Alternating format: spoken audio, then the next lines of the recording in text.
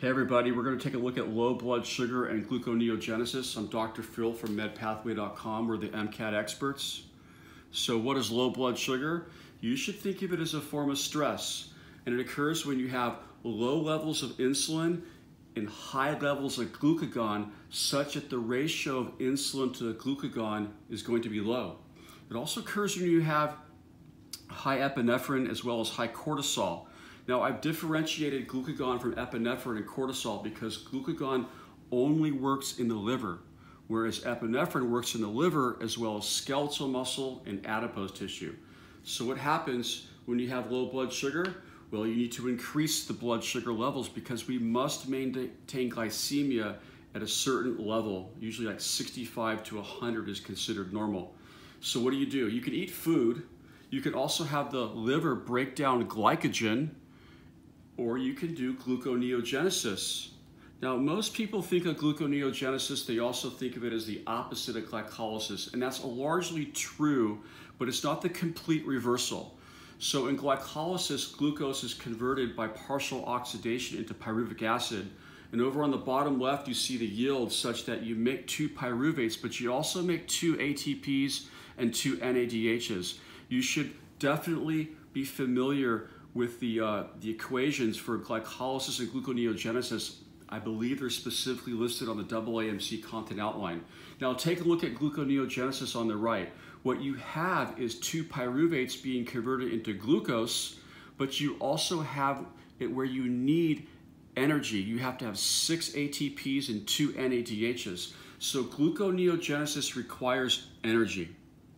So gluconeogenesis occurs only in the liver, and the liver specifically expresses an enzyme called glucose 6-phosphatase that's often believed to be the signifying feature that demarcates something as being gluconeogenic.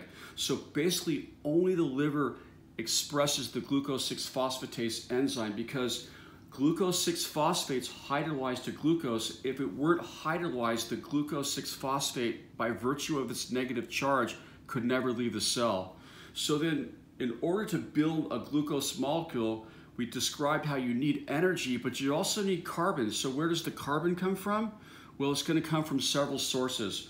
It can come from amino acids, such as alanine, that is directly transaminated to pyruvate, but some amino acids can be converted into TCA intermediates as well as, including malate. And those amino acids that are going to be used to make glucose are considered glucogenic amino acids.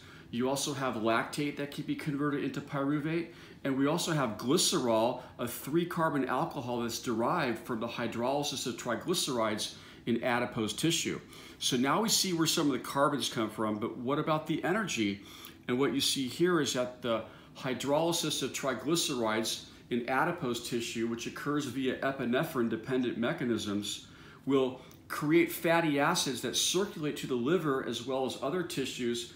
And the fatty acids, as we know, undergo beta oxidation, generating lots of reducing power in ATP that's used to finance the bioenergetic need for gluconeogenesis. So therefore, in order to make glucose via gluconeogenesis in the liver, you have to break down fat. They're coupled processes. So if you're deficient in breaking down fat, you're probably going to have low blood sugar. And this has a lot of implications for low-carb diets, such as the Atkins diet as well as the South Beach diet. Lots of good clinical implications from this. Come check us out at medpathway.com.